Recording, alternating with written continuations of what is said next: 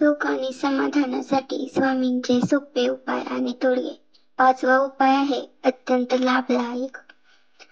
दारासमोर येऊन कोणी उन्हाळ्यात पाणी मागत असेल तर हातातील काम बाजूला ठेवून पाणी द्यावे.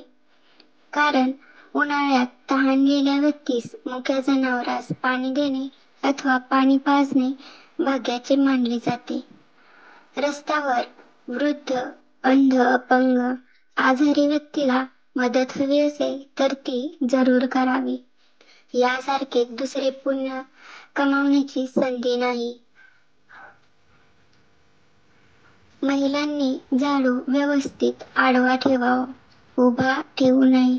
झाडू लक्ष्मीचे प्रतीक आहे. त्याचा मान ठेवला पाहिजे, मान राखला पाहिजे.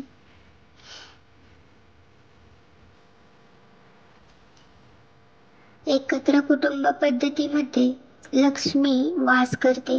म्हणूनच कुटुंब विभक्त होऊ देऊ नका. आई वडील साक्षात देवाची रूपे आहेत. त्यांना नेहमीच वंदन करा. संध्याकाळी घरातून या 3 वस्तू कोणालाही देऊ नका. मीठ, पैसे व झाडू. या 3 वस्तू लक्ष्मीकारक आहेत.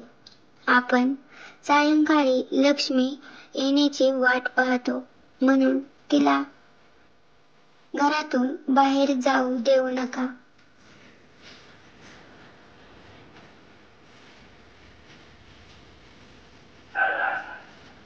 मीठ सांडल्यावर त्यावर पाय पडू नये. ते नीट गोळा करून पाण्यात टाकावे.